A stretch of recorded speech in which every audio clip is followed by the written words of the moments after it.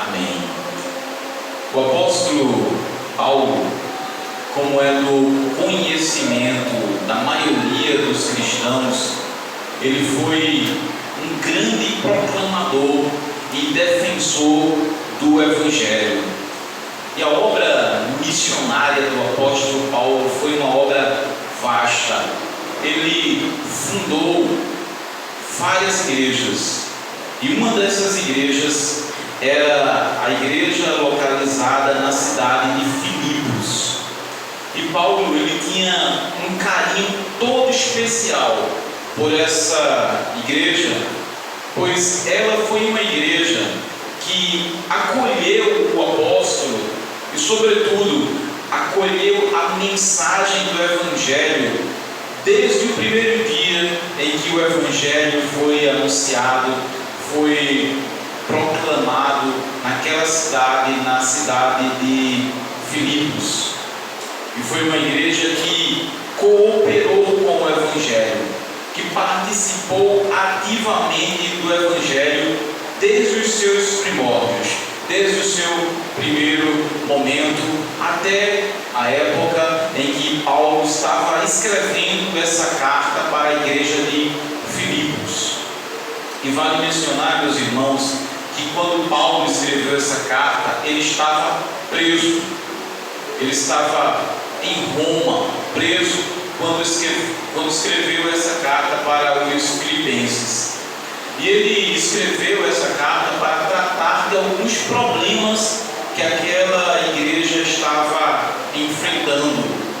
Problemas esses que eram a desunião de parte da liderança da igreja e também perseguições que eles estavam enfrentando, seja dos judeus, seja dos habitantes de Filipos que não aceitavam o Evangelho. E o apóstolo Paulo soube desses problemas que aquela igreja estava passando, porque um dos seus líderes, chamado Epafrodito, foi de Filipos até Roma para levar para o apóstolo Paulo uma oferta daquela igreja, para levar para o apóstolo Paulo donativos daquela igreja para o apóstolo. Vale mencionar, meus irmãos, que Epafrodito, ele precisou viajar cerca de 1.200 quilômetros, saindo de Filipos até chegar a Roma, levando a oferta daquela igreja para o apóstolo. O intuito de Epafrodito, o objetivo de Epafrodito, não era levar a Paulo o conhecimento dos problemas que aquela igreja estava passando. Isso foi secundário. O objetivo foi levar até o apóstolo a oferta dos irmãos de Filipos. E, meus irmãos, é importante mencionar que durante a antiguidade, diferente da nossa época, um preso, quando ele estava encarcerado, ele ficava à mercê dos amigos e de familiares para o seu sustento. Hoje nós temos alguns benefícios para os presos. Eles têm alimentos, eles têm inclusive uma bolsa para ajudá-los. Mas naquela época, na época de Paulo, não. Ele precisava da ajuda dos familiares. Ele precisava da ajuda de amigos para poder ter o seu sustento. E então, essa igreja, a igreja de Filipos, quando soube da prisão de Paulo, prontamente eles levantaram uma oferta para levar até o apóstolo. Essa igreja não era uma igreja rica, não era uma igreja próspera, era uma igreja humilde, mas mesmo assim eles fizeram questão de contribuir e de mandar Epafrodito numa viagem árdua, numa viagem longa até o apóstolo Paulo, para ele receber esse donativo, para ele ter com o que se sustentar, com o que se alimentar, coisa que até então ele não tinha. Então esse é o contexto em que Paulo escreve essa carta. E hoje eu gostaria de meditar com os irmãos nesses 3 versículos, do versículo 3 ao versículo 6 do primeiro capítulo de Filipenses. E sabe, meu irmão, minha irmã, nesse texto nós podemos observar pela atitude do apóstolo como a oração dele era uma expressão de um coração grato e confiante no cuidado de Deus. Vejam, podemos ver nos versículos 3 e 4, Paulo está iniciando na sua carta dizendo que ele agradece a Deus todas as vezes que ele se lembrava da igreja de Filipos e que ele tinha aquela igreja sempre presente nas suas orações. Vale lembrar, meus irmãos, que Paulo ele está preso, portanto ele está impedido de visitar os irmãos de Filipos. Porém, mesmo diante da prisão, o apóstolo pode orar por eles, porque não há barreiras, meu irmão, não há barreiras, não há limites para a oração.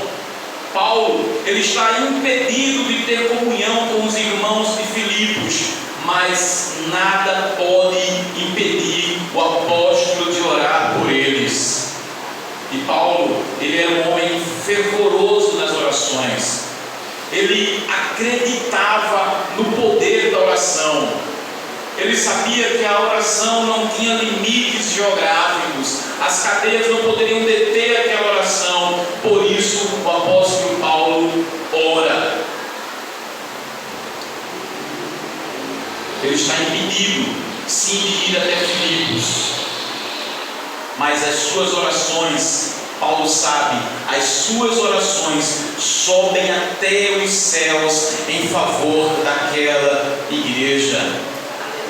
E sabe, meu irmão, minha irmã, essa é uma lição preciosa para nós, porque nós precisamos ter uma vida de oração ativa e precisamos crer no poder da oração. O pastor Hernandes Dias Lopes, ele costuma falar que um crente de joelhos, ele tem o poder de influenciar o mundo inteiro. E digno de nota também é a menção de que Paulo sempre orava, e ele sempre orava com alegria pela igreja de Filipos. O apóstolo, ele tinha recordações felizes que traziam gratidão a Deus pela vida daquela igreja. E o motivo dessa alegria era por causa da cooperação deles para com o Evangelho. Filipos era uma igreja que desde o início, desde os seus primórdios, eles cooperavam com o Evangelho. E isso enchia o coração do apóstolo de alegria. Paulo, ele orava, e podemos dizer que uma característica marcante na oração do apóstolo era que ele orava com um coração alegre e grato a Deus. Isso, meus irmãos, nos ensina também que nós devemos cultivar um coração alegre e grato a Deus nas nossas orações. Você sabe que a carta aos Filipenses é também chamada de a carta da alegria cristã. E o que a leitura e estudo dessa carta nos ensina é que nós podemos sim sentir alegria, mesmo diante das dificuldades. Nós podemos sim sentir alegria, mesmo diante das provas. Lembrem que Paulo ele estava preso ao escrever essa carta, e ele estava sem recursos para se sustentar até a chegada de Epafrodito com a doação dos irmãos de Filipos. Mas ele diz que ele ora com alegria por aqueles irmãos. E eu pergunto aos irmãos, como isso é possível? Como é possível alguém que está preso orar e orar com alegria pela igreja de Filipos?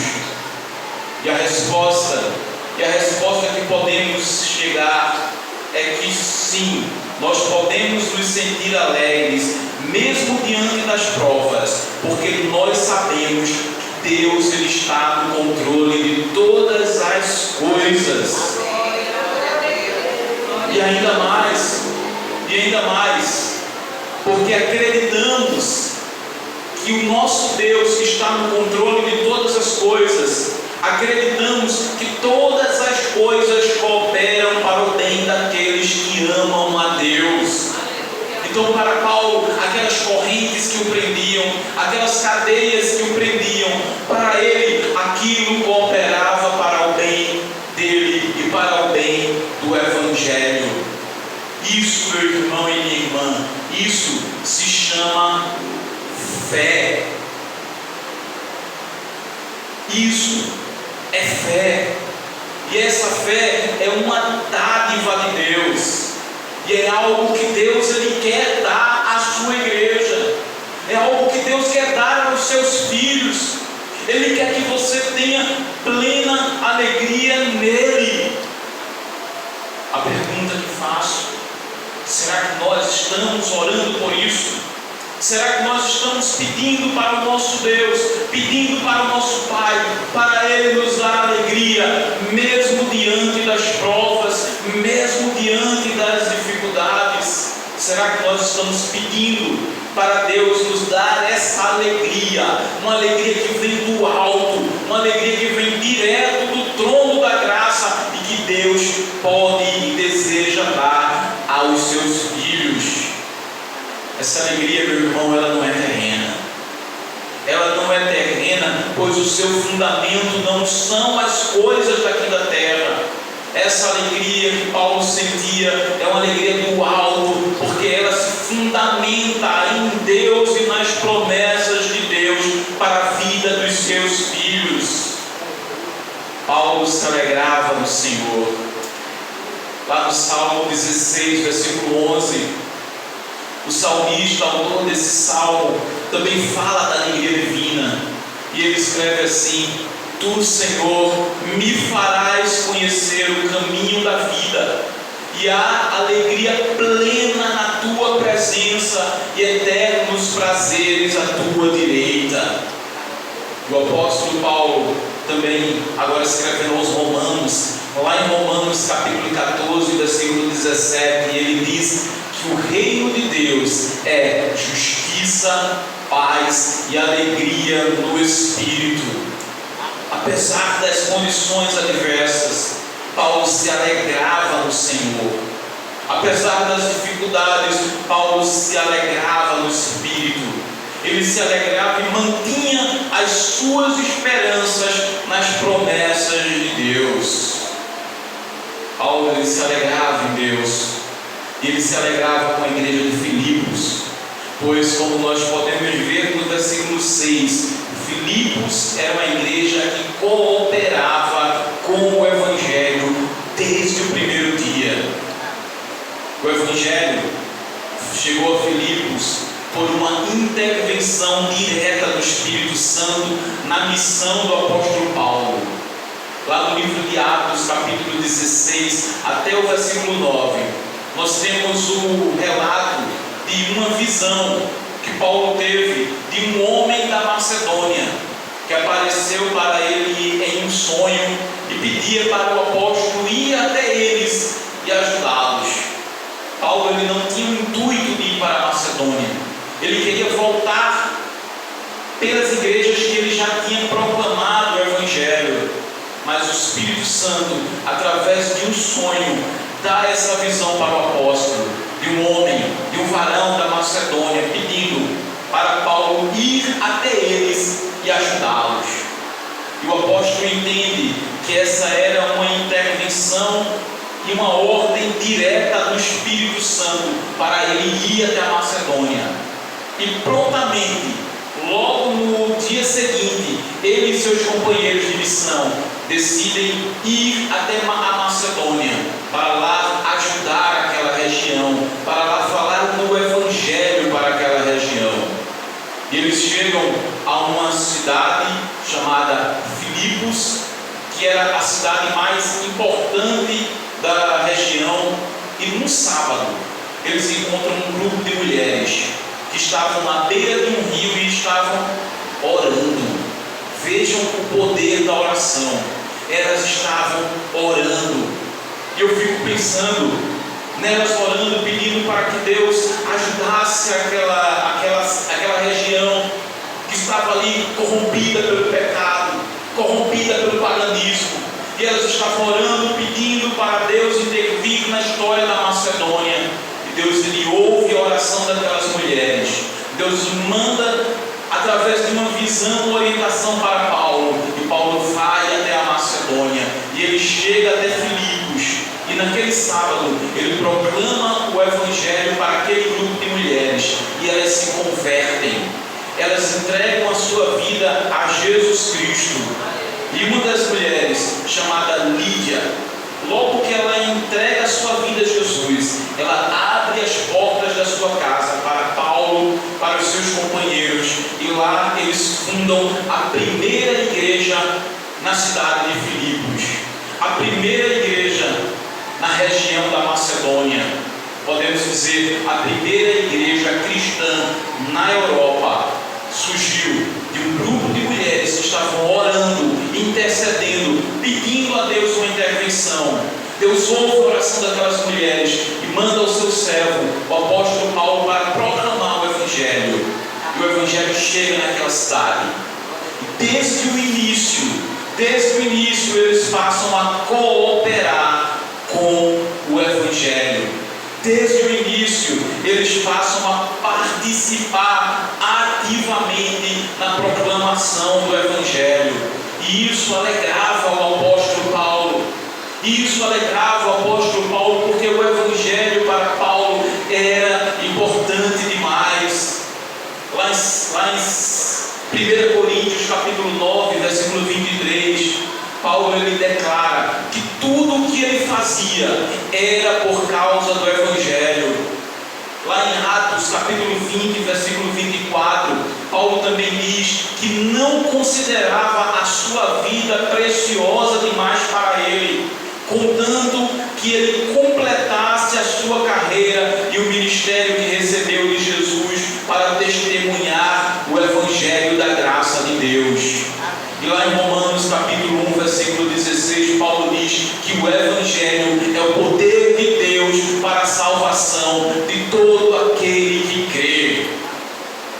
O Evangelho é o poder de Deus para a salvação de todo aquele que crê. Paulo se alegrava com a cidade de Filipos, com a igreja de Filipos, porque era uma igreja que cooperava com o Evangelho. E sabe o que isso quer dizer, meu irmão e minha irmã? Como nós podemos aplicar isso à nossa vida hoje? Sabe, Deus ele confiou a mim e a você uma missão de cooperar com o Evangelho, de participar do Evangelho. Essa missão não é de apenas um pequeno grupo de pessoas, não é do pastor, sua esposa, da liderança da igreja. Essa missão, ela é nossa, ela é de todos nós. Nós devemos cooperar com o Evangelho. Lá em 2 Coríntios capítulo 5, versículo 18 e 19, Paulo diz que Deus ele nos confiou o ministério da reconciliação. Olha o que ele diz: Deus ele nos confiou. Essa palavra é muito forte. Quer dizer que Deus confiou a você, meu irmão, minha irmã, o ministério da reconciliação. Deus ele confiou a mim o ministério da reconciliação. Ele confiou a cada um de nós que nós possamos proclamar o Evangelho, o ministério da reconciliação, para fazer com que os homens voltem-se para Deus. Ele confiou a cada um de nós. Eu louvo a Deus pela vida dessa igreja. Eu louvo a Deus pela vida dos irmãos dessa igreja, porque vocês estão cooperando e participando do Evangelho nessa cidade, nesse bairro, porque essa igreja é um agente divino, é um agente de Deus para a salvação, para a transformação, para a restauração de vidas. Deus ele confiou a cada um de vocês Deus ele confiou a mim, Deus ele confiou a nós o ministério da reconciliação, para que nós participássemos e cooperássemos com a obra do Evangelho. Isso alegrava muito o apóstolo Paulo, porque a igreja de Filipos, apesar de todas as dificuldades, apesar de toda a perseguição, apesar das dificuldades financeiras, da pobreza que muitos tinham, apesar disso, eles não mediam esforços e eles cooperavam com o Evangelho do Senhor Jesus Cristo. Eu fico pensando, meu irmão, aquela foi a primeira igreja fundada na Europa. Aquela foi a primeira igreja fundada no Ocidente. E ao longo da história, mais de 2000 anos se passaram, nós somos frutos daquela igreja que foi plantada, daquela primeira igreja que foi plantada. Nós somos frutos deles. Porque como foi que o Evangelho chegou no Brasil? Chegou no Brasil através das missões de europeus, de americanos, que vieram até aqui para proclamar o Evangelho. E Paulo se alegrava com aquela igreja que participava, que cooperava com o Evangelho. E o que eu falo para você, meu irmão e minha irmã, nessa noite, é que nós temos essa missão. Coopere, participe do Evangelho, porque você não sabe até onde pode chegar a tua ação e a tua influência. Você não sabe quantas vidas podem ser transformadas por causa da tua participação, por causa da tua cooperação no Evangelho. Há muitas coisas que nós iremos só saber quando chegarmos na glória. Há muitas coisas que Deus só irá nos revelar quando chegarmos na glória. Deus vai falar: valeu a pena todo o teu trabalho, valeu a pena todo o teu esforço. O que Deus quer dizer para essa igreja nessa noite é que não desista, continue cooperando, continue participando do Evangelho, porque no Senhor, Paulo também diz isso, porque no Senhor o teu trabalho nunca é em vão. Paulo se alegrava com aquela igreja que cooperava com o Evangelho, que cooperava com o ministério da salvação. E para finalizar a mensagem dessa noite, meu irmão e minha irmã, o apóstolo Paulo ele declara, no versículo 6, para os irmãos de Filipos e também para nós hoje, Paulo diz que ele está convencido. Veja a palavra que ele usa. Ele está convencido que aquele que começou a boa obra na igreja de Filipos há de completá-la até o dia de Cristo Jesus. Meu irmão, aquele que começou a boa obra nessa igreja, ele há de completá-la até o dia de Cristo Jesus. O que Paulo quer dizer, meu irmão, é que a obra de Deus que iniciou aqui nessa igreja, ela foi realizada por Deus. Não foi plano humano, foi vontade divina dele ter levantado os seus servos, dele ter levantado o pastor Gustavo e sua família, dele ter colocado você aqui nesse lugar. E a obra que ele começou, ele há de completá-la até o dia de Cristo Jesus. E Paulo está convencido disso. Ele tem plena certeza disso. E ele tem plena certeza, meu irmão e minha irmã, porque foi Deus quem começou, e Deus ele não muda. Deus ele não deixa nada pelo caminho. Deus ele não deixa nenhuma obra inacabada. Ele começou, ele há de concluir a obra na tua vida, meu irmão. Ele há de concluir a obra nessa igreja. Saiba, meu irmão, apesar das lutas que nós enfrentamos, sim, porque nós também passamos por lutas, apesar das provas que nós passamos, porque nós também passamos por lutas, saiba, Deus nunca, jamais lhe abandonará. Ele está contigo, Ele começou a boa obra na tua vida, Ele há de concluí-la.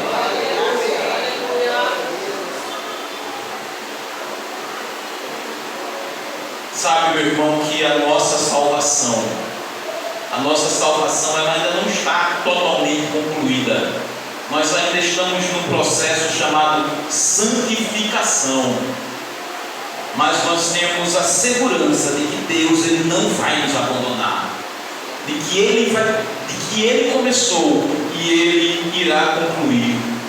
Paulo desejava passar essa mensagem de segurança na salvação dos irmãos de Filipos, segurança na obra que foi iniciada por Deus. Aquela igreja enfrentava os seus problemas, mas apesar dos problemas era uma igreja que cooperava e lutava pelo Evangelho. Não é diferente da nossa igreja. Nós também passamos por provas, mas saiba, e eu ressalto mais uma vez isso: aquele que começou a boa obra, ele há de concluí-la. Aquele que começou a boa obra na tua vida, meu irmão, ele há de concluí-la. Eu finalizo a mensagem citando o texto lá de 1 Coríntios 15, 58, que eu falei agora há pouco. Um texto que diz: portanto, meus amados irmãos, mantenham-se firmes e inabaláveis, sempre dedicados à obra do Senhor, porque vocês sabem que no Senhor o trabalho de vocês não é em vão. Vamos fechar os nossos olhos, vamos orar ao nosso Deus. Pai, nós queremos te agradecer, Pai. Te agradecer pela obra que tu iniciou na nossa vida, Pai. E te agradecer, Senhor, pela certeza que nós também temos de que foi o Senhor que iniciou. E que o Senhor não vai deixar a obra inacabada. O Senhor não abandona o projeto. O Senhor não abandona as suas ovelhas. Nós podemos ter certeza disso e louvar o teu nome, e glorificar o teu nome por isso. O Senhor começou a boa obra nas nossas vidas. O Senhor foi que nos salvou.